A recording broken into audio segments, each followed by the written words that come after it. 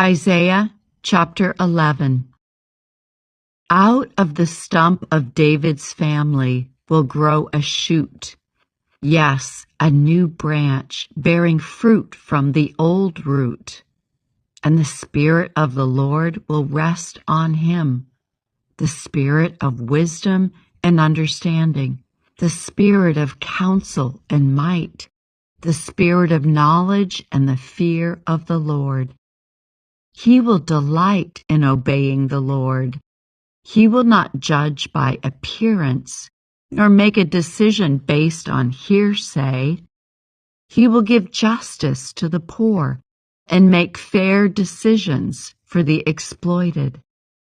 The earth will shake at the force of his word, and one breath from his mouth will destroy the wicked. He will wear righteousness like a belt, and truth like an undergarment. In that day, the wolf and the lamb will live together. The leopard will lie down with the baby goat. The calf and the yearling will be safe with the lion, and a little child will lead them all. The cow will graze near the bear. The cub and the calf will lie down together. The lion will eat hay like a cow. The baby will play safely near the hole of a cobra. Yes, a little child will put its hand in a nest of deadly snakes without harm. Nothing will hurt or destroy in all my holy mountain. For as the waters filled the sea, so the earth will be filled with people who know the Lord. In that day, the heir to David's throne will be a banner of salvation to all the world. The nations will rally to him, and the land where he lives will be a glorious place. And that day, the Lord will reach out his hand a second time to bring back the remnant of his people, those who remain in Assyria and northern Egypt, in southern Egypt, Ethiopia, and Elam, in Babylonia, Hamath, and all the distant coastlands.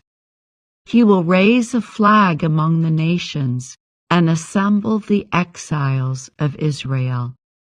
He will gather the scattered people of Judah from the ends of the earth. Then at last the jealousy between Israel and Judah will end. They will not be rivals anymore. They will join forces to swoop down on Philistia to the west. Together they will attack and plunder the nations to the east. They will occupy the lands of Edom and Moab, and Ammon will obey them. The Lord will make a dry path through the gulf of the Red Sea.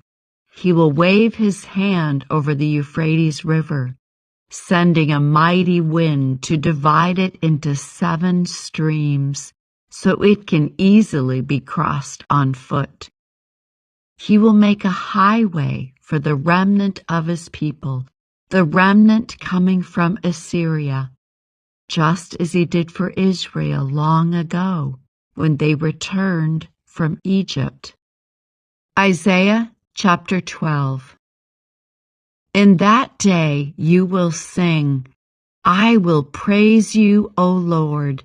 You were angry with me, but not anymore. Now you comfort me. See, God has come to save me. I will trust in him and not be afraid. The Lord God is my strength and my song. He has given me victory. With joy, you will drink deeply from the fountain of salvation. In that wonderful day, you will sing, thank the Lord, praise his name. Tell the nations what he has done. Let them know how mighty he is. Sing to the Lord, for he has done wonderful things. Make known his praise around the world. Let all the people of Jerusalem shout his praise with joy. For great is the Holy One of Israel, who lives among you. Isaiah chapter 13. Isaiah, son of Amos, received this message concerning the destruction of Babylon. Raise a signal flag on a bare hilltop. Call up an army against Babylon. Wave your hand to encourage them as they march into the palaces of the high and mighty. I, the Lord, have dedicated these soldiers for this task. Yes, I have called mighty warriors to express my anger, and they will rejoice when I am exalted. Hear the noise on the mountains. Listen as the vast armies march. It is the noise and shouting of many nations.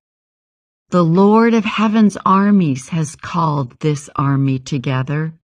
They come from distant countries, from beyond the farthest horizons.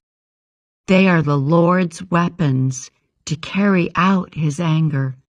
With them he will destroy the whole land. Scream in terror, for the day of the Lord has arrived, the time for the Almighty to destroy. Every arm is paralyzed with fear. Every heart melts, and people are terrified. Pangs of anguish grip them, like those of a woman in labor. They look helplessly at one another, their faces aflame with fear. For see, the day of the Lord is coming, the terrible day of his fury and fierce anger. The land will be made desolate, and all the sinners destroyed with it. The heavens will be black above them. The stars will give no light. The sun will be dark when it rises, and the moon will provide no light. I, the Lord, will punish the world for its evil and the wicked for their sin. I will crush the arrogance of the proud and humble the pride of the mighty. I will make people scarcer than gold, more rare than the fine gold of Ophir. For I will shake the heavens. The earth will move from its place when the Lord of heaven's armies displays his wrath and the day of his fierce anger. Everyone in Babylon will run about like a hunted gazelle, like sheep without a shepherd. They will try to find their own people and flee to their own land. Anyone who is captured will be cut down, run through with a sword. Their little children will be dashed to death before their eyes. Their homes will be sacked, and their wives will be raped. Look, I will stir up the Medes against Babylon. They cannot be tempted by silver or bribed with gold. The attacking armies will shoot down the young men with arrows. They will have no mercy on helpless babies and will show no compassion for children. Babylon, the most glorious of kingdoms, the flower of Chaldean pride, will be devastated like Sodom and Gomorrah when God destroyed them. Babylon will never be inhabited again. It will remain empty for generation after generation. Nomads will refuse to camp there, and shepherds will not bed down their sheep. Desert animals will move into the ruined city, and the houses will be haunted by howling creatures. Owls will live among the ruins, and wild goats will go there to dance. Hyenas will howl in its fortresses, and jackals will make dens in its luxurious palaces. Babylon's days are numbered. Its time of destruction will soon arrive. Isaiah chapter 14. But the Lord will have mercy on the descendants of Jacob. He will choose Israel as his special people once again. He will bring them back to settle once again in their own land. And people from many different nations will come and join them there and unite with the people of Israel.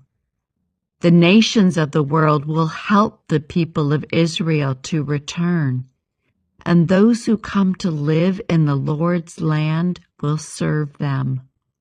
Those who captured Israel will themselves be captured, and Israel will rule over its enemies. In that wonderful day, when the Lord gives his people rest from sorrow and fear, from slavery and chains, you will taunt the king of Babylon. You will say, "The mighty man has been destroyed." Yes, your insolence is ended, for the Lord has crushed your wicked power and broken your evil rule. You struck the people with endless blows of rage and held the nations in your angry grip with unrelenting tyranny. But finally, the earth is at rest and quiet. Now it can sing again. Even the trees of the forest, the cypress trees and the cedars of Lebanon, sing out this joyous song. Since you have been cut down, no one will come now to cut us down. In the place of the dead, there is excitement over your arrival. The spirits of world leaders and mighty kings long dead stand up to see you.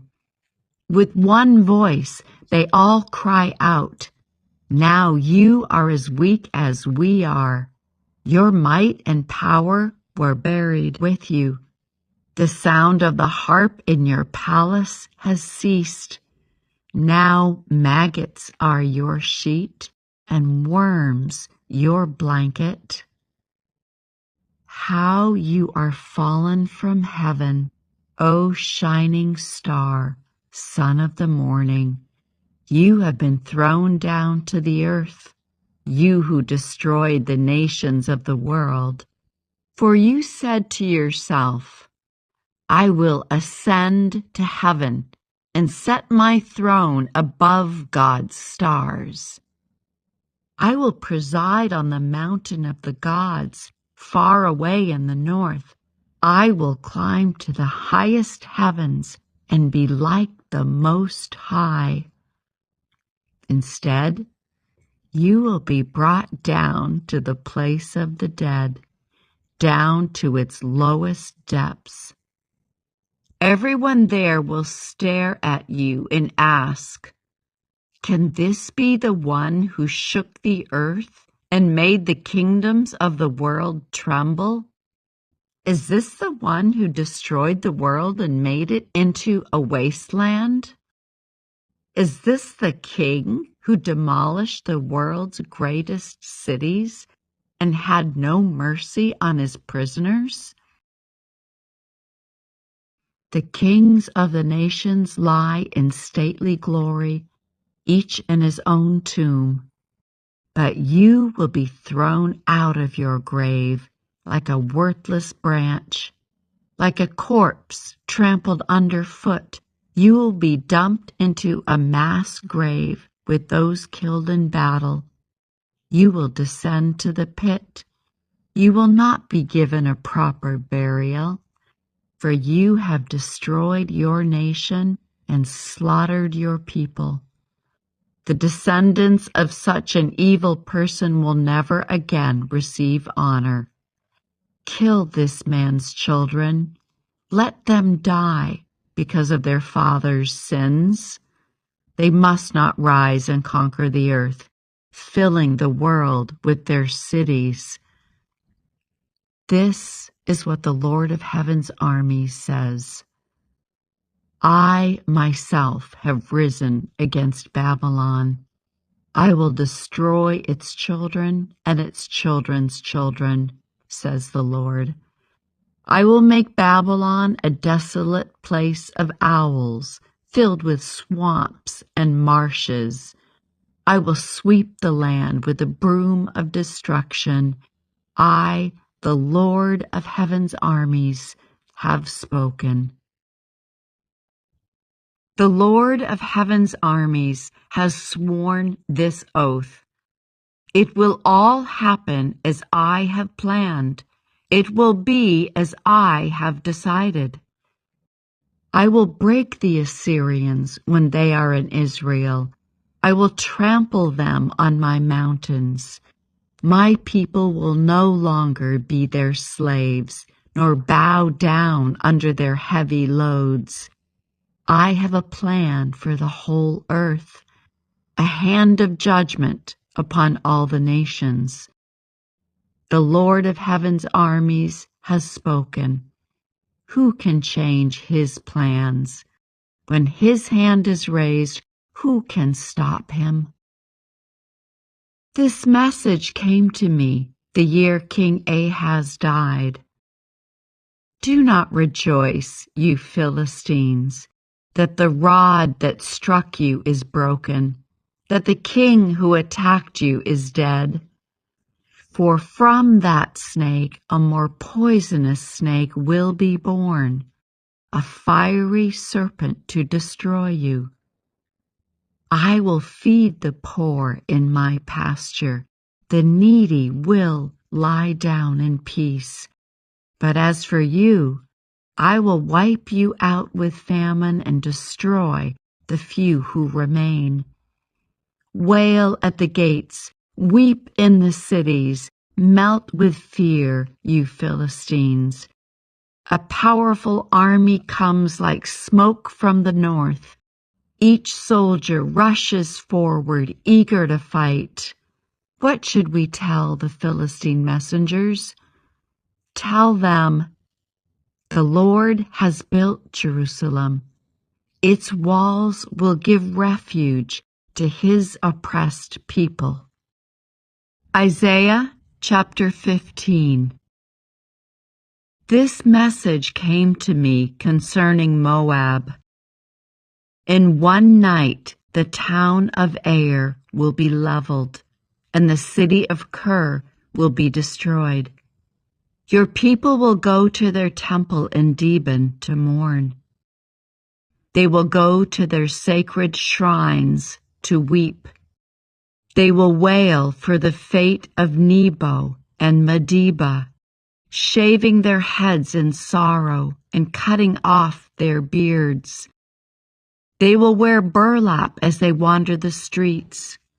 From every home and public square will come the sound of wailing. The people of Heshbon and Elealeh will cry out. Their voices will be heard as far away as Jahaz. The bravest warriors of Moab will cry out in utter terror. They will be helpless with fear. My heart weeps for Moab. Its people flee to Zoar and Eglath-Shalishiah. Weeping, they climb the road to Luith. Their cries of distress can be heard all along the road to Horonaim. Even the waters of Nimrim are dried up. The grassy banks are scorched. The tender plants are gone. Nothing green remains. The people grab their possessions and carry them across the ravine of willows. A cry of distress echoes through the land of Moab, from one end to the other, from Iglaim to Beer Elam. The stream near Dibon runs red with blood, but I am still not finished with Dibon. Lions will hunt down the survivors, both those who try to escape and those who remain behind.